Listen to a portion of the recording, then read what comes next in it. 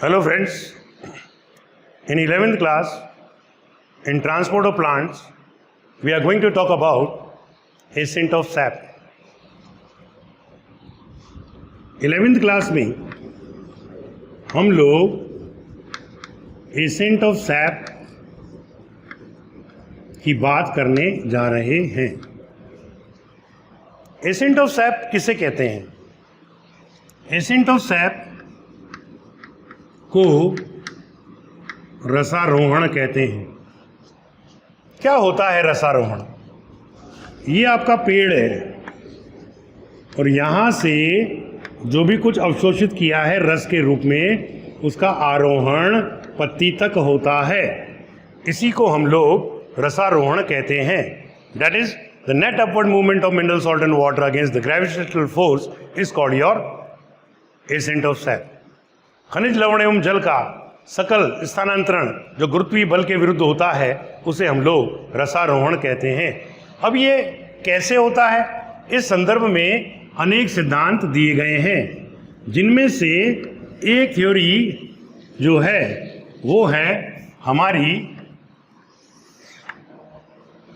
Physical force theory. कौन सा सिद्धांत है वो? Physical force theory. एक है रूट प्रेशर थ्योरी, एक है वाइटल फोर्स थ्योरी। तो सबसे पहले मैं वाइटल फोर्स थ्योरी बताने जा रहा हूँ, यानी कि जैविक बल सिद्धांत बताने जा रहा हूँ। इसमें लिविंग सेल्स को रसारोहण के लिए उत्तरदायी माना गया। Living cells are responsible for ascent of sap. अब सबसे पहले किस व्यक्ति ने बताया कि लिविंग सेल्स जो होती हैं वह उत्तरदायी होती हैं?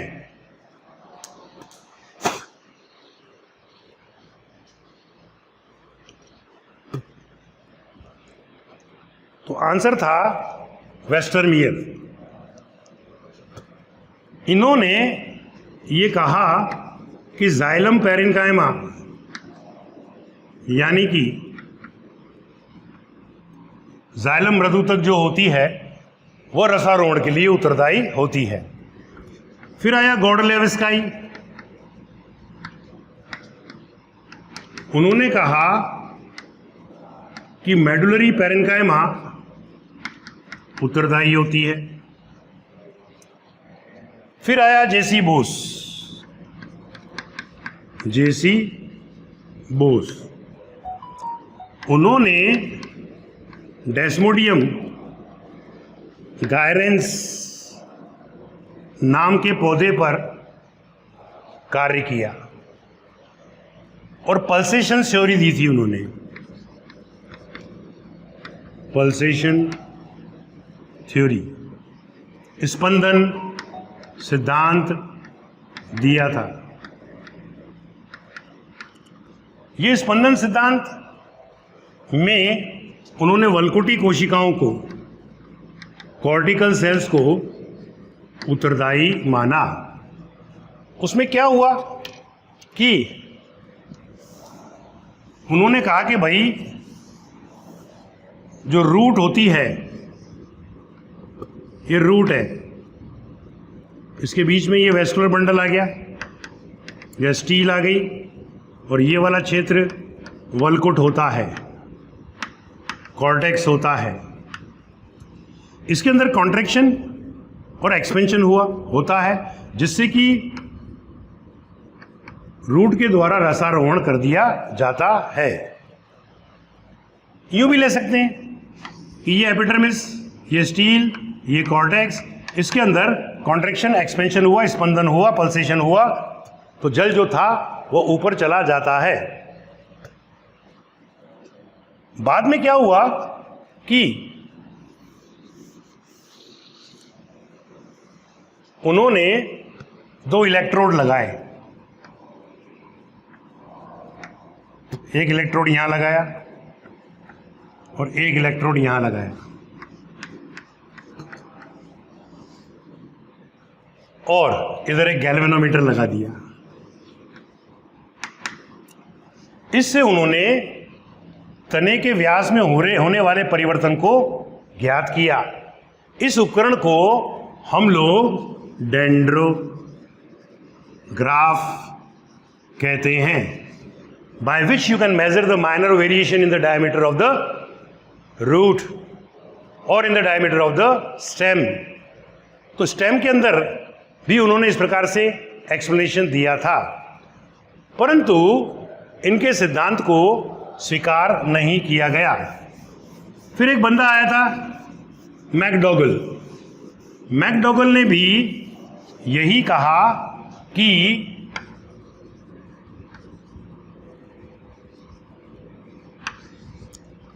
Living cells are responsible for the ascent of sap. अब क्या हुआ, एक बंदा आया स्ट्रासबर्गर।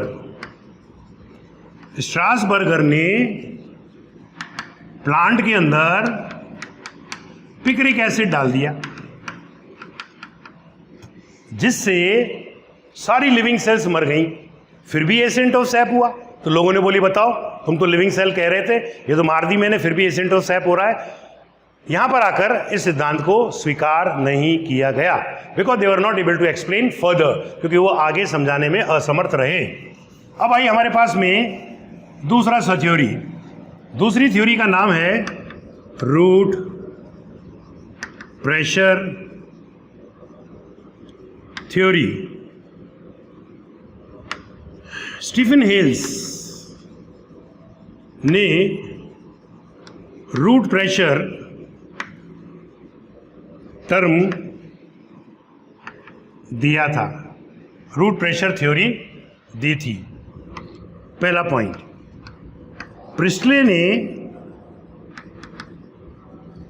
यह कहा कि रूट प्रेशर के कारण एक्सुडेशन या ब्लीडिंग होती है, यानी कि तने में से पानी की बूंदें मूल दाब के कारण बाहर निकलती हैं। फिर आया स्टॉकिंग। स्टॉकिंग ने कहा कि रूट प्रेशर जो है एक एक्टिव प्रोसेस है, एक सक्रिय अभिक्रिया है, जिसके कारण वाटर का एब्जॉर्प्शन होता है और एसेंट ऑफ सैप भी होता है। Root pressure is an active process, you got it. अब बात चली हमारे पास में कि जिम्नोस्पर्म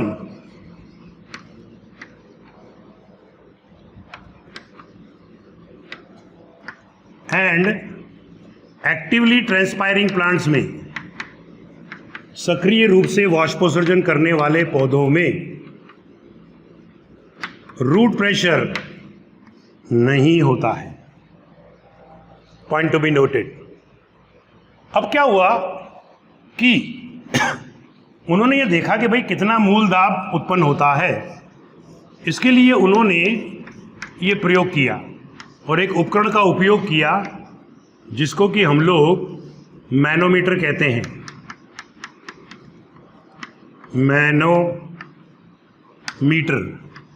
और ये मैनोमीटर जो होता है उसमें पारा भरा हुआ रहता है, एक ग्रेजुएटेड स्केल होता है, अंशांकित पैमाना होता है स्तर को ज्ञात करने के लिए, या सेलाइन सॉल्यूशन भर दिया जाता है। ये मूल जो है अब रूट को पानी को एब्जॉर्ब करेगी, मिनरल सॉल्ट्स को, फिर ये यहाँ जाएगा, यहाँ से होता हुआ यहाँ पर ये दाब लगाएगा, दाब होने पर ये तल नीचे आ जाएगा, ये ऊपर चला जाएगा। दोनों के अंतर को ज्ञात कर लिया जाता है और उससे मूल दाब नापा जाता है। मूल दाब का जब मापन किया गया कि भाई एक एटमॉस्फेयर से 30 से लेकर 34 फीट तक ही रसारोहण हो सकता है, एसेंट ऑफ सैप हो सकता है। तो साइंटिस्ट लोगों ने बोला कि जो यूकलिप्टस का पेड़ है वो तो 300-300 फीट होता है, तो इतना मूलदाब थोड़ी उत्पन्न होता होगा। तो they were not able to explain and ultimately this theory was also discarded, और बाद में इसी सिद्धांत को भी स्वीकार नहीं किया गया।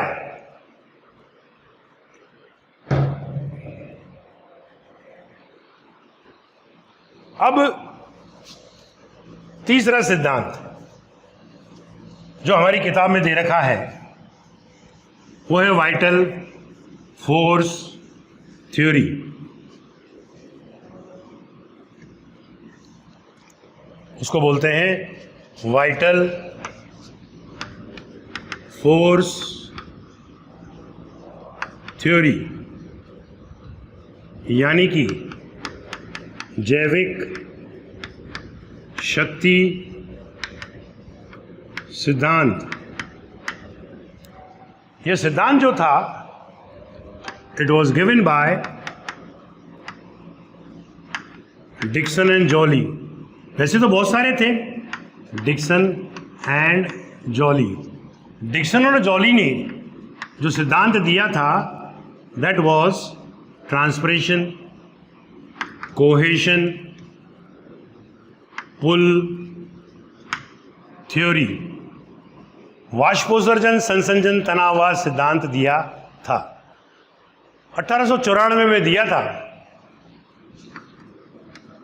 और 20 साल बाद 1914 के अंदर इसका वर्णन किया गया था। यह सिद्धांत क्या था? सिंपल सा सिद्धांत है और सबसे अधिक इसी को स्वीकार किया गया था, इसलिए पूछा जाता है। ये पत्ती है, पत्ती के अंदर ये सेल्स हैं। सूरज चमका, वाष्पोत्सर्जन हुआ और मेसोफिल सेल से जल की हानि हुई तो अंदर ओपी बढ़ गया और जल विभव कम हो गया, तो निकटवर्ती सेल से जल अब इधर खींचेगा। तो ये ट्रांसपिरेशन के कारण, वाष्पोत्सर्जन के कारण जल विभव यहां पर बढ़ा घटा, ये तो कम हुआ और ओपी जो है वो बढ़ा। तो एक सेल से दूसरी सेल के अंदर पानी जो डीपीटी के कारण जाता है, आपने को मालूम है। तो जब ये ट्रांसपिरेशन होता है तो उसके कारण जो वेसल्स होती हैं, वाहिकाएं होती हैं, उनके अंदर एक तनाव पैदा होता है, एक ट्रांसपिरेशन पुल पैदा होता है। ट्रांसपिरेशन पुल पैदा होता है 20 एटमॉस्फेयर का। तो पानी खींचता है ट्रांसपिरेशन के कारण। तो लोगों ने बोला यार इतने लंबे लंबे पौधों के अंदर ये ट्रांसपिरेशन पुल कैसे क्रियान्वित होगा? ये जो वाटर कॉलम होगा, ये जो जल स्तंभ होगा, ये टूट नहीं जाएगा क्या? तो उसने बोली कि सर जो जल के अणु होते हैं ये वाटर के, और ये वाटर के अणु जो होते हैं उनके बीच में कोहेसिव फोर्स, संसंजक बल उत्पन्न होता है और इस कोहेसिव फोर्स का मान होता है 25 to 207 एटमॉस्फेयर। अलग अलग यूनिट के अंदर अलग अलग वैल्यूज आती हैं और फिर ये ऊपर की तरफ चलता है, यानी कि ये चेन टूटती नहीं है और ट्रांसपिरेशन पुल के कारण जो है पानी ऊपर तक चला जाता है। इसी को हम लोग रसारोहण कहते हैं। ओके, अब लोगों ने बोला कि सपोज करो कोई एयर बबल आ गया तो फिर कॉलम टूट जाएगा। तो डिक्सन और जॉली ने बोला कि वाहिका एक थोड़ी होती है, वो अपना मार्ग बदल लेगी। अगर कोई क्रिस्टल आ गया, नाली में जैसे कचरा आ गया, तो भी उस समय वाहिका, दूसरी वाहिका के अंदर पानी जो है चला जाता है। और इस प्रकार से जितनी भी क्वेरीज थी उनका आंसर डिक्सन और जॉली ने दिया। इसके अलावा और भी कई सिद्धांत फिजिकल फोर्स से दिए गए थे, जिनमें से एक था कैपिलरी थ्योरी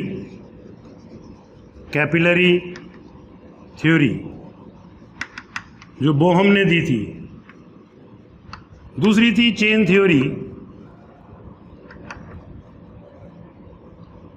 वो जामिन ने दी थी। तीसरी थी इम्बाइबिशन थ्योरी जो उंगर ने दी थी। ओके, लेकिन इनके सिद्धांत को स्वीकार नहीं किया गया था, केवल डिक्सन और जॉली के सिद्धांत को ही इन्होंने स्वीकार किया regarding the ascent of sap which is called your transpiration pull cohesion theory. Okay, अब हम बात करने जा रहे हैं किसके बारे में? हम बात करेंगे अब वाष्पोत्सर्जन के बारे में, ट्रांसपिरेशन।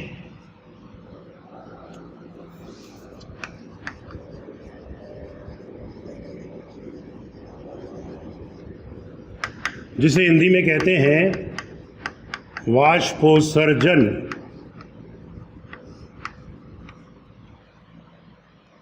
वाष्पोत्सर्जन किसे कहते हैं? वाष्प का उत्सर्जन। लेकिन कहां से? एरियल भाग से। The loss of water in the form of vapour through the aerial part of the plant is called your transpiration. पादप के वायु भाग से जब जल का निष्कासन वाष्प के रूप में होता है तो हम उसको वाष्पोत्सर्जन कहते हैं। डन। वाष्पोत्सर्जन इज ए नेसेसरी इविल। वाष्पोत्सर्जन एक आवश्यक अपराध है। वाष्पोत्सर्जन नहीं होगा तो रसारोहण नहीं होगा, रसारोहण नहीं होगा तो जल उपलब्ध नहीं होगा, जल उपलब्ध नहीं होगा तो भोजन उपलब्ध नहीं होगा, भोजन उपलब्ध नहीं होगा तो एनर्जी उपलब्ध नहीं होगी। इस प्रकार से बिना वाष्पोत्सर्जन के कोई काम नहीं हो सकता है। इसीलिए हम कहते हैं कि वाष्पोत्सर्जन एक आवश्यक अपराध है। वाष्पोत्सर्जन मुख्यतया दो प्रकार का होता है। एक कहलाता है फॉलियर यानी कि पर्णिल, तो दूसरा कहलाता है नॉन फॉलियर यानी कि अपर्णिल।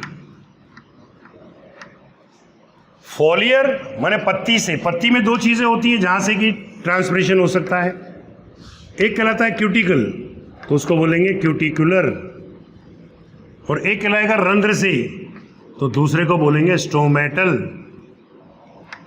क्यूटिकल से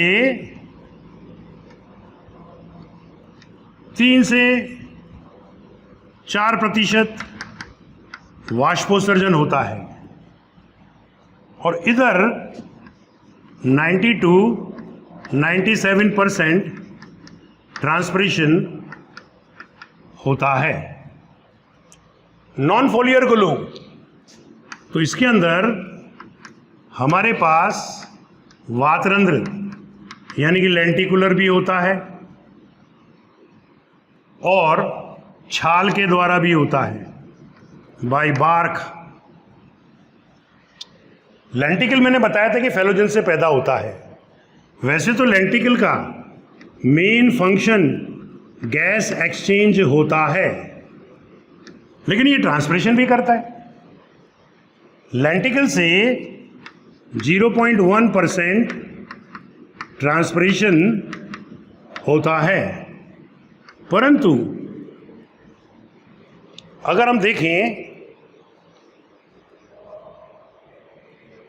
सीओफाइट्स को, छायारागी पौधों को, तो उनके अंदर 50%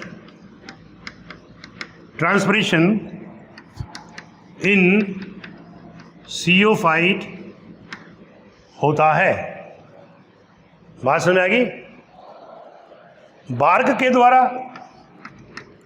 0.5% ट्रांसपिरेशन होता है। तो ये है वैल्यूज जो आपको याद करनी चाहिए। यानी कि सबसे ज़्यादा स्टोमेटल में होता है, स्टोमेटल में होता है। और ये क्वेश्चन आया था एक बार कि कौन से पौधों में 50% वाष्पोत्सर्जन क्यूटिकल के द्वारा होता है, तो आंसर होता है सीओफाइट्स के अंदर, छायारागी पौधों के अंदर। अब मेन हमारे पास में जो है वो कौन है? स्टोमेटा। तो हम स्टोमेटा के बारे में बात करने जा रहे हैं, हालांकि शायद अपन पहले भी कुछ कर चुके हैं। स्टोमेटा को यदि आप देखोगे तो C3 पौधों के अंदर जो स्टोमेटा होते हैं अपन बात कर चुके हैं। द्वार कोशिका होती है, इसकी बाहरी भित्ति पतली होती है, आंतरिक भित्ति मोटी होती है, ये रही। इसके बाहर ये सब्सिडरी सेल्स होती हैं यानी कि सहायक कोशिकाएं होती हैं, और ये सहायक कोशिकाएं जो होती हैं इसके अलावा, so this is your GC, this is your SC and this is your stoma. तीनों मिलकर क्या बनाते हैं? Stomatal apparatus.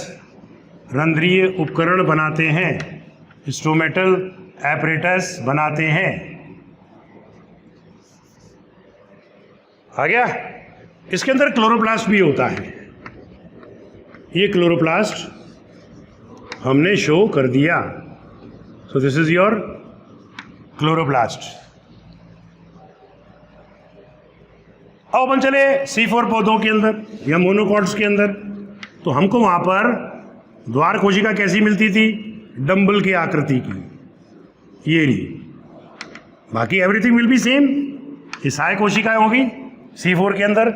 ये जो द्वार कोशिकाएं होती हैं, they are your dumbbell shape. हो गई? अब अगर हम देखें तो C3 की द्वार कोशिकाओं में ये धागेनुमा संरचना होती है, जिसे हम लोग रेडियल माइसिलेशन कहते हैं, जिसके कारण ये खिंचती और सिकुड़ती हैं, एक्सपेंड भी करती हैं और कॉन्ट्रैक्ट भी करती हैं। फाइबर्स होते हैं ये। इनकी विड्थ अलग अलग पौधों के अंदर अलग अलग होती है, द्वार कोशिका की लंबाई व चौड़ाई, और रंध्रों की संख्या भी अलग अलग हमको देखने को मिलती है। इनकी संख्या प्रति स्क्वायर मिलीमीटर 60,000 तक भी हो सकती है। तो फिर रंध्रों का वर्गीकरण क्यों ना करें हम? तो classification of stomata we are going to talk. रंध्रों का वर्गीकरण कई आधार पर किया जाता है। On the basis of position and number, on the basis of diurnal activities, on the basis of number of guard cells, on the basis of development. बहुत तरह के क्लासिफिकेशन जो है स्टोमेटा के किए गए हैं। लेकिन हमारे कोर्स के अंदर जो क्लासिफिकेशन किया गया है, classification of stomata on the basis of number and position। इनमें नंबर 1 हमारे पास में है एप्पल एंड मलबरी टाइप। इसमें क्या होगा कि ये पत्ती है, ये पत्ती की निचली सतह है, निचली सतह पर ही रंध्र होंगे और ऊपर वाली सतह के ऊपर रंध्र नहीं होंगे। बस समझ आ गया अपने को? फिर निचली सतह पर रंध्र मिलेंगे, अपाक्ष सतह के ऊपर, एडेक्सियल के ऊपर रंध्र नहीं मिलते हैं। Then comes your number 2, potato type, आलू प्रकार की। इसमें क्या होगा? ये पत्ती है, इसके ऊपर भी बाय द वे 4 रंध्र हैं और नीचे भी 4 रंध्र हैं, यानी कि दोनों सतहों पर रंध्रों की संख्या बराबर है। इस प्रकार के रंध्रों को हम लोग पोटैटो टाइप कहते हैं। तीसरा, ओट टाइप, जई प्रकार की। इनको अगर आप देखोगे तो इसमें बराबर नहीं होंगे, इसमें ऊपर वाली सतह के ऊपर कम होंगे और नीचे वाली सतह पर ज़्यादा होंगे। और ओट वाली में क्या होगा? दोनों सतहों पर रंध्रों की संख्या बराबर होगी। दोबारा बोल रहा हूँ, पोटैटो में ऊपर कम नीचे ज़्यादा, ओट के अंदर दोनों सतहों पर संख्या बराबर होती है। हो गया? अब आता है हमारे पास में लिली टाइप। लिली टाइप में क्या होगा कि ये लिली का पौधा है, इसमें केवल ऊपर वाली सतह पर ही होंगे, नीचे वाली सतह के ऊपर रंध्र देखने को नहीं मिलेंगे। फिर आता है हमारे पास में 5 नंबर, पोटीमोजेटोन टाइप। पोटीमोजेटोन टाइप ये किस में मिलते हैं? इन एक्वेटिक प्लांट्स, यानी कि जलीय पौधों के अंदर यह मिलते हैं। तो पानी के अंदर रंध्र अगर खुले रहेंगे तो रंध्र में पानी नहीं भर जाएगा, तो हम बोल देंगे नो स्टोमेटा। स्टोमेटा नहीं होते हैं, और होते भी हैं तो इनएक्टिव होते हैं, अक्रियाशील होते हैं। डन। ये हमारा क्लासिफिकेशन हो गया किसका? स्टोमेटा का किस बेसिस के ऊपर हुआ? On the basis of number and position of the stomata.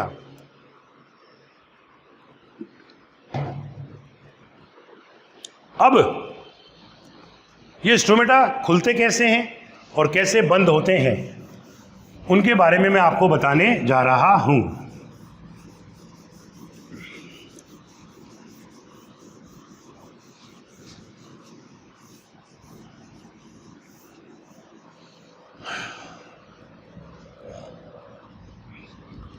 Theories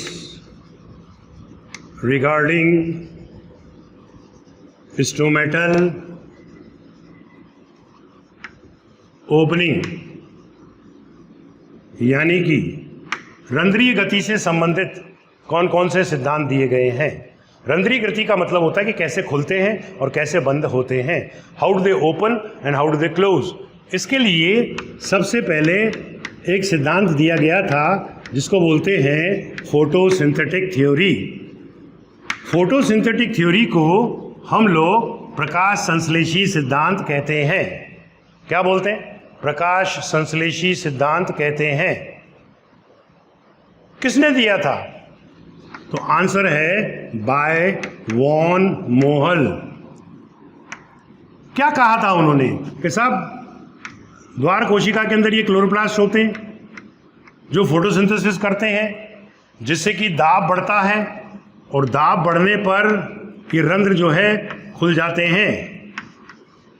लेकिन साइंटिस्ट लोगों ने बोला कि यार क्लोरोप्लास्ट तो बहुत कम होता है, वो इतना भोजन बना ही नहीं सकता है। Von Mohl was not able to explain, तो इस थ्योरी को स्वीकार नहीं किया गया।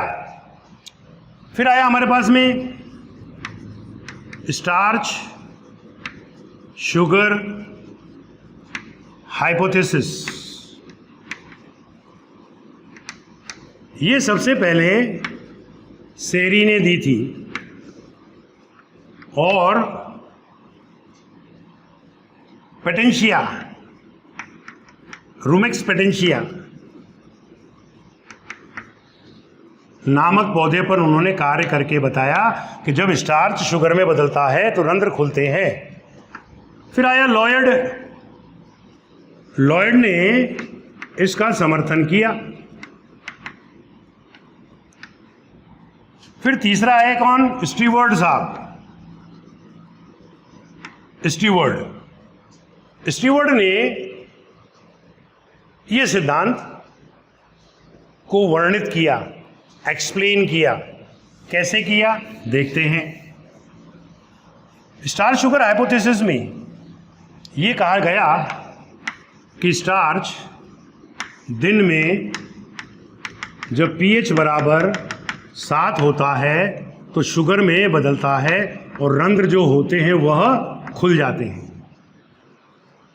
लेकिन रात के समय नाइट में जब पीएच बराबर 5 होता है तो रंध्र बंद हो जाते हैं, क्लोज। इधर आया तो बंद, उधर गया तो खुल गया। रंध्रों का खुलना, ओपनिंग ऑफ स्टोमेटा, रंध्रों का खुलना कैसा प्रोसेस है? एक्टिव प्रोसेस है, सक्रिय अभिक्रिया है, क्योंकि एनर्जी यूज होगी। और रंध्रों का बंद होना, क्लोजिंग जो है वह पैसिव प्रोसेस है। अच्छे पॉइंट है, दिमाग से पढ़िए, समझ में आएगा और क्वेश्चन बनते हैं। अब स्टीवर्ड साहब ने क्या बोला? स्टीवर्ड साहब ने बोला कि भाई ये स्टार्च शुगर ऐसे ही नहीं बदलता है, बल्कि स्टार्च जो होता है वह फॉस्फोराइलेज,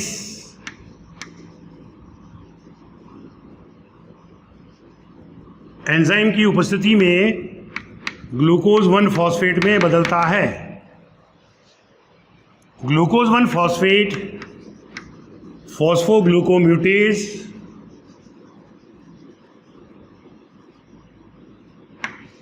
की उपस्थिति में ग्लूकोज 6 फॉस्फेट में बदलता है और फॉस्फेटेज की उपस्थिति में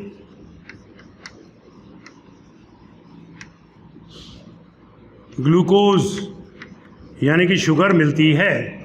तो ये तो होगी तुम्हारी कौन, ओपनिंग, खुल गया रंध्र ग्लूकोज शर्करा बनने पर। दिन में पीएच के समय पीएच कितना होता है, जब 7 होता है। और कैसा प्रोसेस है, एक्टिव प्रोसेस, जो मैंने वहां पर लिख दिया है। अब इसको बंद कर रहा हूं तो इसको हेक्साकाइनेज चाहिए और एटीपी भी चाहिए। तो इस प्रकार से इंटरमीडिएट रिएक्शंस होंगे और बाद में वापस आपका क्या बन जाएगा, स्टार्च। और स्टार्च बनने के साथ ही क्या हो जाएगा, रंध्र बंद हो जाएगा। यह सिद्धांत स्टार्च शुगर हाइपोथेसिस कहलाता है, जो कि किसने दिया था, स्टीवर्ट साहब ने दिया था। स्टीवर्ट जो था उसके सिद्धांत को लोगों ने स्वीकार नहीं किया। उन्होंने बोली प्याज की द्वार कोशिकाओं में, गार्ड सेल्स के अंदर तो स्टार्च होता ही नहीं है, तो फिर कैसे खुलेगा। So he was not able to explain.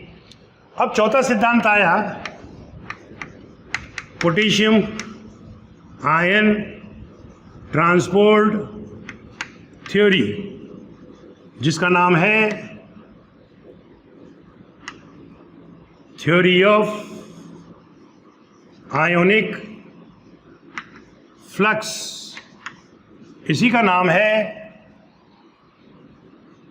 Modern theory, modern theory. क्या है ये, सॉरी, अपन डायग्राम से समझते हैं। ये हमारी द्वार कोशिका रही, गार्ड सेल्स रही, इनके अंदर स्टार्च जो होता है वो पेप्को एंजाइम की उपस्थिति में, फॉस्फोइनोल पायरुवेट कार्बोक्सिलेज एंजाइम की उपस्थिति में मैलिक एसिड में बदलता है। ये मैलिक एसिड जो होता है अब टूटता है हाइड्रोजन आयन के रूप में और मैलेट आयन के रूप में। बाहरी झिल्ली जो द्वार कोशिका की होती है, it is permeable to hydrogen ion, थी तो बाहर निकल गए। अब अंतरकोशीय स्थान के अंदर पोटेशियम आयन रहता है, भाई धनात्मक आवेश कम हो गया यहाँ पर, तो उसे पूरा करने के लिए अब पोटेशियम आयन इधर आ जाता है और मिलकर हमको पोटेशियम मैलेट बनाता है। डन। क्या बनाता है ये, अब पोटेशियम मैलेट अगर बन रहा है तो सॉल्यूट बढ़ गया, सॉल्यूट बढ़ गया तो ओपी बढ़ गया, ओपी बढ़ गया तो दाब लगेगा, इधर भी लगेगा और इधर भी लगेगा, और आपकी ये कोशिका स्ट्रेच हो जाएगी यहाँ तक और यहाँ तक, और आपका रंध्र जो होगा वह भी चौड़ा हो जाएगा। ये चौड़ा हो गया, फिर वाष्पोत्सर्जन हो जाएगा, ट्रांसपिरेशन हो जाएगा, रंध्र खुलेगा तो CO2 भी अंदर जा सकती है। इस सिद्धांत को सबसे अधिक स्वीकार किया गया। अब एक और सिद्धांत आया जो कि लेविट ने दिया था। किसने दिया था, लेविट। इस मॉडर्न थ्योरी को सबसे अधिक स्वीकार किया गया है बेटा। ये सिद्धांत जो पोटेशियम आयन ट्रांसपोर्ट थ्योरी था, it was given by Bowling, Imamura, Heath, Jelich और यामाशीता ने दिया था। किसने दिया था, बॉलिंग, इमामुरा, हीथ, जेलिच और यामाशीता ने दिया था। मॉडर्न थ्योरी किसने दी थी, इन लोगों ने दी थी। अब बात चलेगी कि पोटेशियम आयन एंड पीएच अपन ले लेते हैं 5वां। लेविट द्वारा पोटेशियम आयन और पीएच को उत्तरदायी माना गया। ऐसे बहुत लोगों ने अपना अपना काम किया, जैसे कि जेलिच ने कहा कि ग्लाइकोलिक एसिड के कारण रंध्र खुलते हैं। फिर एक बंदा आया स्कार्थ ने कहा कि पीएच के कारण रंध्र खुलते हैं। ठीक, अब बात चलेगी कि ये जो स्टोमेटा होते हैं इनकी गति कैसे होती है, इस मामले में मैंने आपको ये सिद्धांत दिए हैं। इसके आगे हम लोग अगले एपिसोड में बात करेंगे। Thank you.